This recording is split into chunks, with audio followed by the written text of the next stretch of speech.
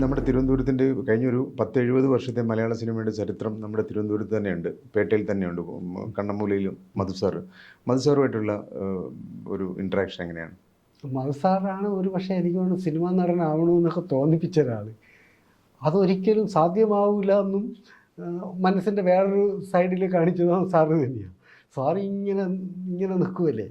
അന്നൊക്കെ കുമാരത്ത് ഒത്തിരി ഉള്ളു, അവിടെ നടന്നു പോകുമ്പോൾ കാണാം. അപ്പം എല്ലാവരും താരങ്ങളൊക്കെ മദ്രാസിലാണ്, ഷൂട്ടിംഗ് ആണെങ്കിൽ മദ്രാസിൽ പോകണമെന്നൊക്കെ പറഞ്ഞു കേട്ടിട്ടുണ്ടെങ്കിലും വല്ലപ്പോഴും കാണുന്നത് മധുസാറിനെയാണ്. അപ്പോൾ അവിടെ നിന്ന് സാറ് വണ്ടിയിൽ വരുന്നതും പോകുന്നതും, പിന്നെ നമ്മൾ തൈര് പഠിക്കുന്ന സമയത്ത് തന്നെ ചിത്രരമയും സിനിമാ മാസികയിലും ഒക്കെ ഈ സാറിനെ കുറിച്ചുള്ള ഇൻ്റർവ്യൂ സ്റ്റുഡിയോ തുടങ്ങുന്നതും ഒക്കെ അപ്പോൾ ഇങ്ങനെ അറിയാം. അപ്പോൾ ഏറ്റവും കൂടുതൽ അങ്ങനെ സ്വാധീനിച്ചിട്ടുള്ളതും സിനിമകൾ കൂടുതൽ ആദ്യം മുതൽ കാണുന്നത് മധുശാരദ അങ്ങനെ ഒരു ടീമിൻ്റെയാണ്. നസീർ സാറിൻ്റെയൊക്കെ സിനിമ ഇഷ്ടമാണ്, പക്ഷേ എങ്കിലും മധുസാറിൻ്റെ പടം ഒക്കെ അന്ന് എനിക്ക് ചെറുതിലേ തന്നെ ഈ ഉച്ചയ്ക്ക് ഇത്തിരി സമയം കണ്ണുവെട്ടിച്ച് പോകാൻ പറ്റുന്ന സിനിമകൾ വരുന്നതൊക്കെ ആർട്ട് പടങ്ങളാണ്.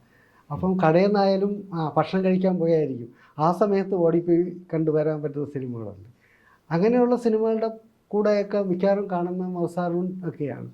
മലയാള സിനിമയിൽ ഇന്ന് ഏറ്റവും എനിക്ക് ഒരു വേഷം അഭിനയിക്കണം എന്ന് തോന്നിയ സംവിധായകർ പ്രധാനമായിട്ടും ആരൊക്കെയാണ് ഉള്ളത്?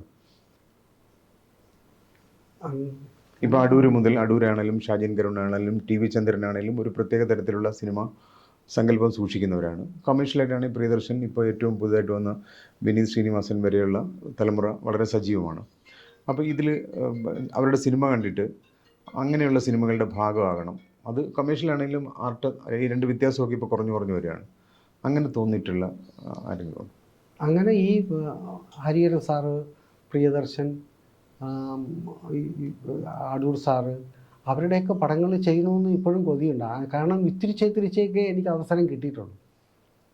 അതിൽ തീരെ പറ്റാതെ വന്നിട്ടൊരു പ്രിയദർശൻ സാറിൻ്റെ പടത്തിൽ അഭിനയിച്ചിട്ടില്ല. എപ്പോഴും ഒരു അവസരം വരുമ്പോഴത്തേക്ക് പോകാൻ പറ്റിയിട്ടില്ല. ജോഷി സാറിൻ്റെ ഒരു കുഞ്ഞായിട്ടൊരു പടത്തിൽ മാത്രമേ 2020 അമ്മ പടത്തിൽ മാത്രമേ അഭിനയിച്ചിട്ടുള്ളൂ. അപ്പം അഭിനയിക്കണമെന്ന് ആഗ്രഹമുള്ളവരാണ് ഈ പറഞ്ഞവരൊക്കെ, അവരുടെ കൂട്ടത്തിലേക്ക് അഭിനയിക്കണമെന്നാണ് ആഗ്രഹം. സത്യം സാറിൻ്റെ ഒരു കുഞ്ഞ് കഥാപാത്രം സന്താന ഗോപാലത്തിന് മാത്രം ഒരു മുടന്തനായിട്ട് അഭിനയിച്ചിട്ടുണ്ട്, പിന്നെ ഒന്നും കിട്ടിയിട്ടില്ല. അപ്പോൾ അത് ആ കൊതികളൊക്കെ അങ്ങനെ നിൽക്കുന്നുണ്ട്. പിന്നെ പ്രധാനമായിട്ടും എനിക്ക് ഉള്ള ഒരു ചോദ്യം എന്ന് പറഞ്ഞാൽ, ഇപ്പം നമ്മുടെ സിനിമ ഇപ്പം ഏറ്റവും പുതിയ തലമുറയുടെ കയ്യിലാണ്. ഇപ്പോൾ ഇപ്പോൾ വരുന്ന സിനിമകളൊക്കെ വീണ്ടും ആൾക്കാരെ തിയേറ്ററിലേക്ക് എത്തിക്കുന്നു. ഇപ്പം വർഷങ്ങൾക്ക് ശേഷം പിന്നെ ഫഹദിൻ്റെ സിനിമ, ബ്ലസ്സിയുടെ ആടുജീവിതം ഇങ്ങനെ വരുന്നു. അപ്പോൾ സിനിമ തിയേറ്ററിൽ നിന്ന് ഏതാണ്ട് ഈ കോവിഡിന് ശേഷം കഴിഞ്ഞു, സിനിമയുടെ കാലം കഴിഞ്ഞു, ഇനിയും എല്ലാം OTTയിലേക്കൊന്ന് പറഞ്ഞിരിക്കുമ്പോൾ വീണ്ടും പഴയതിനേക്കാൾ അമരം പോലുള്ള സിനിമ റിലീസാവുന്ന കാലത്ത്, അല്ലെങ്കിൽ ആകാശദൂത് പോലുള്ള സിനിമകൾ തിയേറ്ററിൽ വന്ന കാലത്തുള്ള പോലെ തിരക്ക് വീണ്ടും തിയേറ്ററിൽ വന്നിട്ടുണ്ട്. അത് എങ്ങനെയാണ് ഇത്രയും കാലം സിനിമയിലുണ്ടായിരുന്ന ആളെന്നുള്ള തരത്തിൽ നോക്കിക്കാണുന്നത്? അത് സാഹിത്യത്തിൻ്റെ ഒരു സ്വാധീനം സിനിമയ്ക്ക് കൂടിയേ തീരൂ എന്നുള്ളതാണ്. അങ്ങനെ ഉൾക്കരുത്തുണ്ട സിനിമ എന്നും ഓടും. അതിന്ന് മാറി നിൽക്കുന്ന സമയം സിനിമകൾ ഒരു പറ്റം ഇറങ്ങുമ്പം കുറേ നാൾ ജനം സിനിമയെ വെറുക്കും. നമുക്ക് ജീവിതമായിട്ട് ചേർന്ന് നിൽക്കുക എന്നുള്ളത് തന്നെയാണ് അതിൻ്റെ. അങ്ങനെയുള്ള സാഹിത്യമായിട്ട് ചേർന്ന് നിൽക്കുന്ന സിനിമകൾക്ക് ഒരിക്കലും അത് പഴയതോ പുതിയതോ ഒന്നുമില്ല, അതിനെന്നും ആയുസുണ്ട്. ഈ 90-കളിൽ ആ തുടക്കത്തിൽ നമ്മൾ തിരുവനന്തപുരത്ത് പത്രപ്രവർത്തനമായിട്ട് പേട്ടയിൽ വരുന്ന കാലം തൊട്ട് ഞാൻ ദൂരെ നിന്ന് കണ്ടിട്ടുള്ള ആളാണ് ഇന്ദ്രേട്ടനെ. ഇപ്പോൾ കഴിഞ്ഞൊരു 50 വർഷമായിട്ട് തിരുവനന്തപുരത്തിൻ്റെ ജീവിതത്തിൽ വന്ന മാറ്റം അത് നേരിട്ട് കണ്ട് അനുഭവിച്ച ആളാണ്. 50 വർഷം മുമ്പുള്ള തിരുവനന്തപുരം എങ്ങനെയാണെന്ന് കണ്ടിട്ടുണ്ട്, 25 വർഷം മുമ്പ് എങ്ങനെയാണെന്ന് കണ്ടിട്ടുണ്ട്, ഇപ്പോഴത്തെ തിരുവനന്തപുരം കാണുന്നു. നമ്മുടെ യഥാർത്ഥ തിരുവനന്തപുരം സിറ്റി ടെക്നോ പാർക്കിലേക്ക് മാറി, ന്യൂ ബോംബെ എന്നൊക്കെ പറയുന്ന പോലെ അങ്ങോട്ട് മാറി, കഴക്കൂട്ടത്തേക്ക് മാറി. ഈ മാറ്റത്തെ എങ്ങനെയാണ് ഒരു സാധാരണ വ്യക്തി എന്നുള്ള തരത്തിൽ കാണുന്നത്? വലിയ നഷ്ടമാണ് അത്.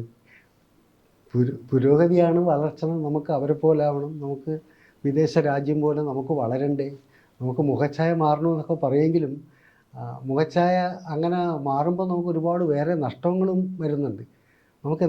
നമുക്ക് തറവാട്ടിൽ നിന്ന് എന്തൊക്കെയോ പോയി, കൈവിട്ട് പോയി എന്ന് പറയുന്ന പോലെ തിരിച്ചു പിടിക്കാൻ പറ്റാത്ത കുറേ മൂല്യങ്ങളും കൂടെ പോകുന്നുണ്ട്. അതെപ്പോഴും പഴയ ആൾക്കാരെ മാത്രം ആദ്യം പിടിപ്പിക്കുന്ന കാര്യം. സാർ പറഞ്ഞ പോലെ എനിക്ക് ആദിയുണ്ട്, അതുപോലെ അത് പഴയ ആൾക്കാരുടെ മാത്രം ആദിയാണ്.